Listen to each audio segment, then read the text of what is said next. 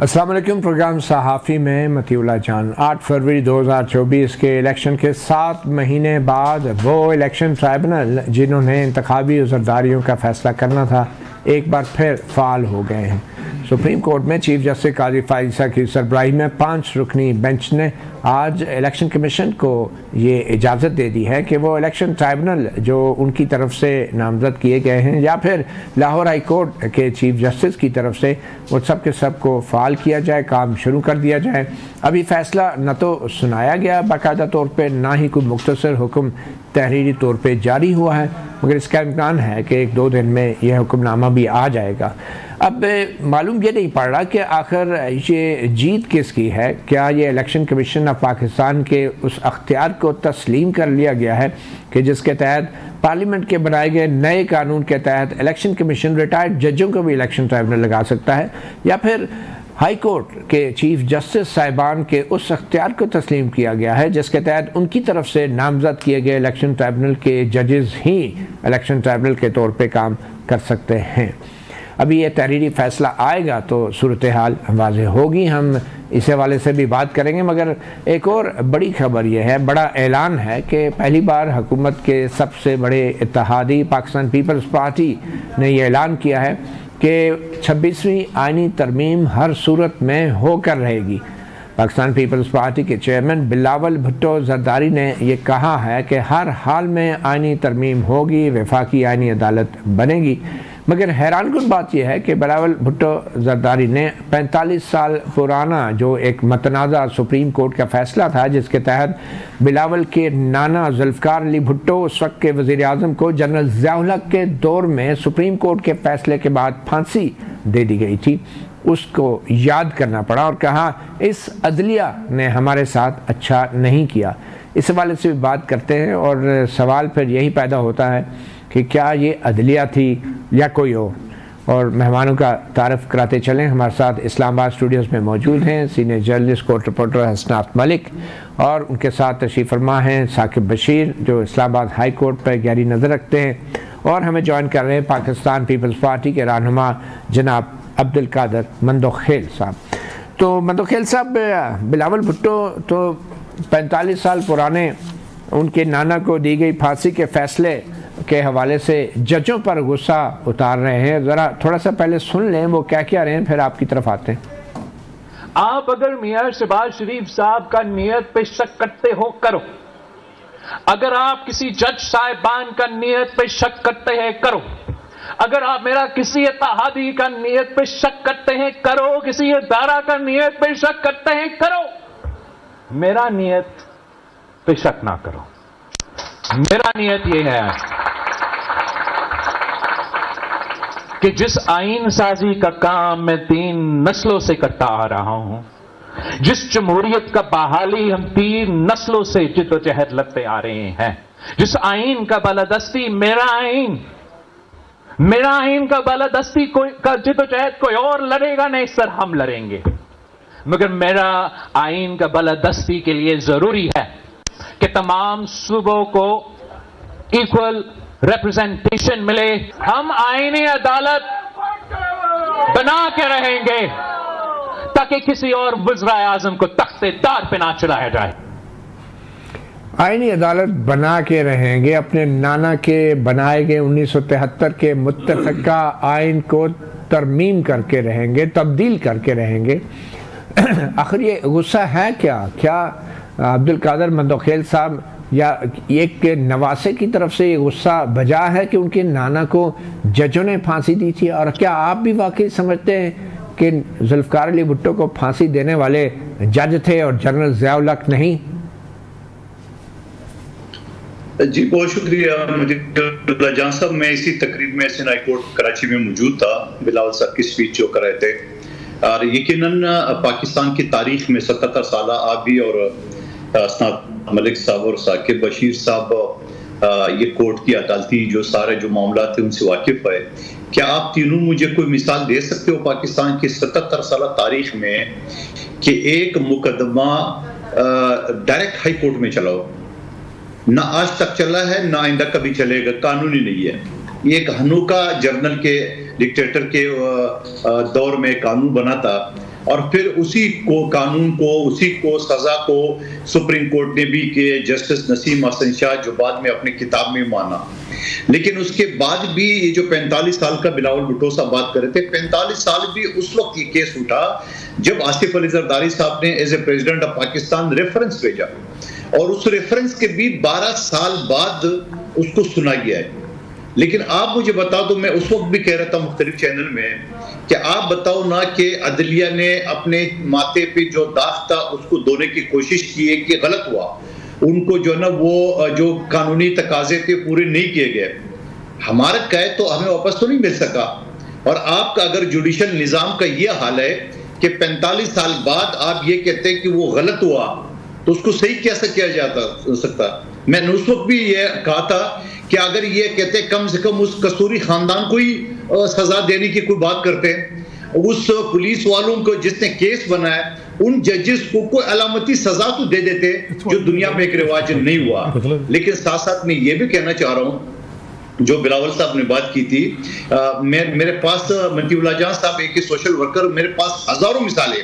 एक शख्स सईदुल्ला नामी शख्स को जो 1971 में जो ना वो किसी केस में फंस गया और 28 साल बाद पहली मर्तबा मैंने इसको अदालत में पेश कराया, और 38 साल बाद मैंने दरखास्त दिए के साथ। बिलावल भुट्टो जरदारी कैसे ऐसी तकरीर कर सकते हैं?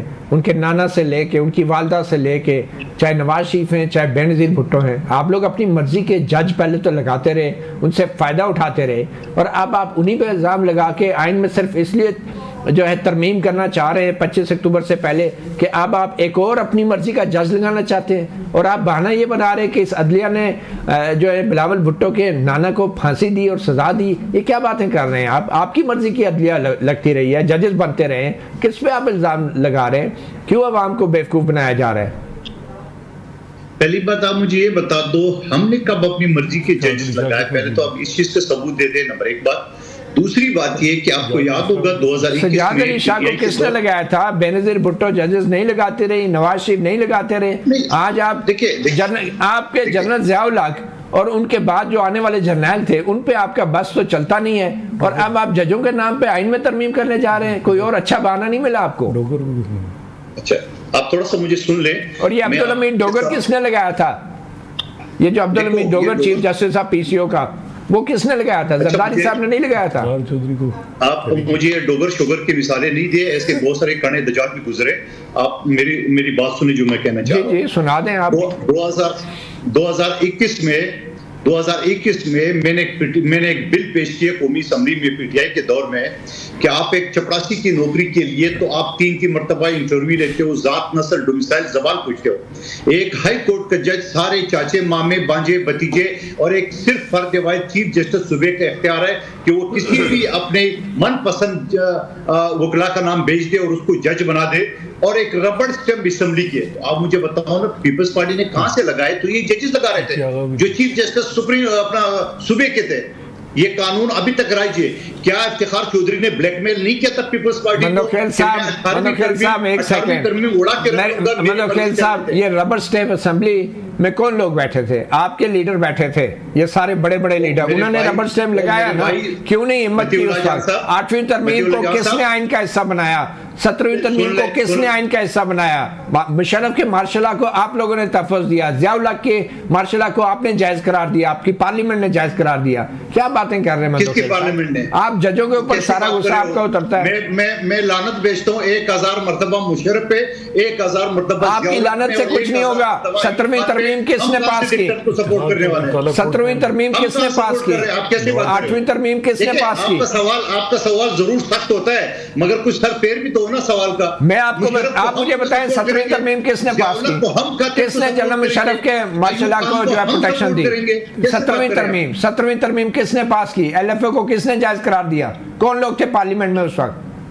आप बताएं। देखिए मैं एक चीज बताऊं आपको, आप तो 18वीं तरमीम को ले ले या उससे पहले कर ले ले, वक्तन फोक्तन जो उसमें तब्दीली आई, हमने 18वीं तरमीम के जरिए हम तो मान रहे ये बात, ये बात बिलावल भुट्टो साहब ने आज नहीं माना, असेंबली के फ्लोर पे माना कि 19वीं तरमीम हमसे गलत की है, कि हमने ब्लैकमेल की है। अच्छा, बस मानना काफी। नाम बता रहा हूं, आज भी बिलावल साहब ने रिपीट किया है, इफ्तिखार चौधरी ने ब्लैकमेल किया। मैं आपकी 18वीं तरमीम, ये बात आपकी ठीक है, इफ्तिखार चौधरी ने ब्लैकमेल किया, और ये भी ठीक है कि आप लोग ब्लैकमेल हो गए क्योंकि आपकी कमजोरियां थी, आपके मुकदमे थे इफ्तिखार चौधरी के सामने, इसलिए आप ब्लैकमेल हो गए। नहीं, रुक जाओ ना, हम मुकदमे से नहीं डरे, हम 18वीं तरमीम को मद्देनजर, क्योंकि 18वीं तरमीम उड़ा रहा था, इफ्तिखार चौधरी ने क्लियर धमकी दिए, मैं ये उड़ा दूंगा, कागज की टोकरी में फेंक दूंगा अगर आप मेरी जजेस का अपॉइंट मेरे हवाले नहीं किए। बिलावल साहब ने असेंबली में भी कहा, आज हमारे सामने उपला के सामने भी ये बात की है। चलें, हसन मलिक साहब कैसे देख रहे हैं? बिलावल भुट्टो कह रहे हैं कि हमारे साथ अदलिया ने ठीक नहीं किया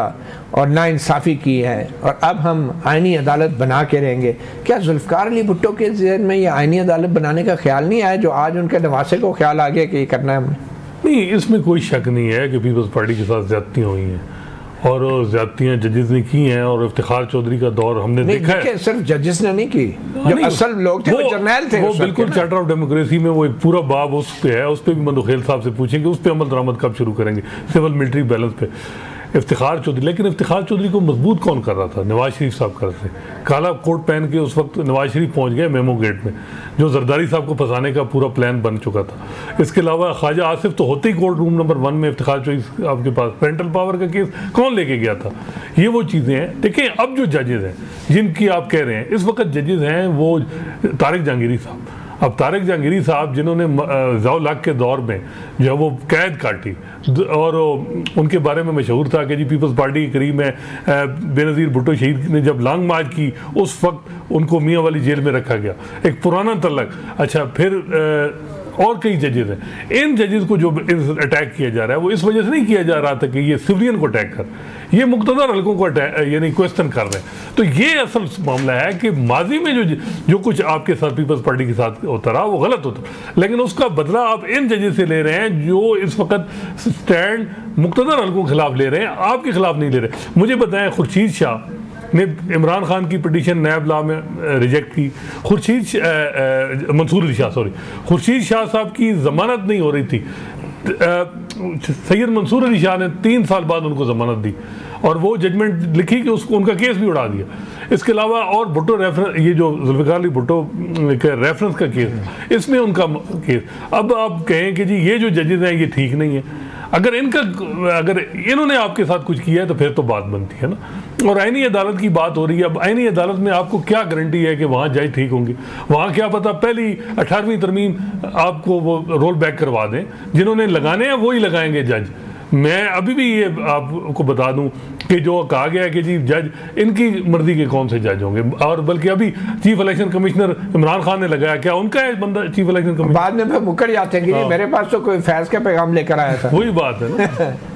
तो साकिब बशीर साहब, आपको क्या लगता है कि बिलावल भुट्टो को जो गुस्सा है वो क्या जनरल ज़िया-उल-हक पे नहीं होना चाहिए, ना कि उस दौर के जजों पे?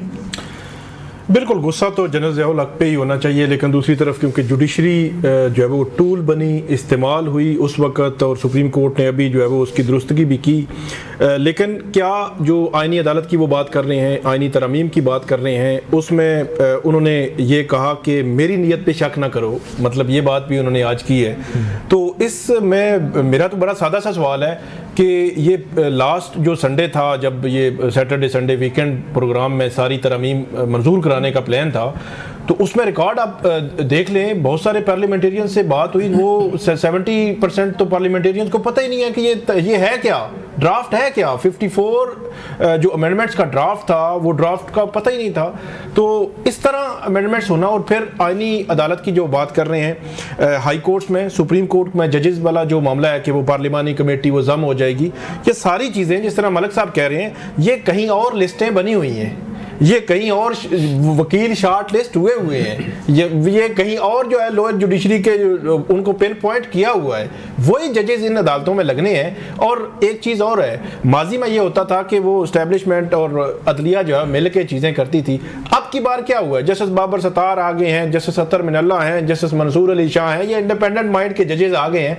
अभी रिसेंट पास्ट में जो रजीम गुजरी है 2019, 20, 21 में, उस वक्त नैब के खिलाफ सबसे बड़ी जजमेंट जजमेंट्स जो है वो इन जजेस ने दी हैं। मतलब ये इन जजेस को हटाकर अपनी मर्जी के जजेस लाकर कल इन्हें पार्लियामेंटेरियंस, पॉलिटिकल पार्टीज, इन्हीं के खिलाफ जो है वो ये अदालतें इस्तेमाल करना जो है मकसद है, क्योंकि अदलिया जो है हाथ में नहीं है, ये सारे इंडिपेंडेंट जजेस हैं और उनको जो है फिक्स करने के लिए किन को इस्तेमाल किया जा रहा है, पार्लियामेंटेरियंस और पार्लियामेंट के फ्लोर को, कि 6 जजेस का मामला किसके साथ है, कि किसी पीपल्स पार्टी के खिलाफ तो नहीं है, ना नून लीग के खिलाफ है, उनका मामला जिनके साथ है वो फिक्स करना चाह रहे हैं कि इनको जो है ट्रांसफर करेंगे। और बिलावल भुट्टो कह रहे हैं कि मैं अपना 45 साल पुराना बदला लेना चाह रहा हूँ इस अदलिया से, जबकि बदला नहीं है, ये तसलसल है जमहूरियत के ऊपर हमले का, जिसमें सियासी जमातें बारी बारी अलाकार बनती रही हैं। ये अभी छोटी सी ब्रेक लेंगे, ब्रेक के बाद अब्दुल कादर मंदोखेल साहब के पास जाएंगे, क्योंकि बिलावल भुट्टो जरदारी ने आज की तकरीर में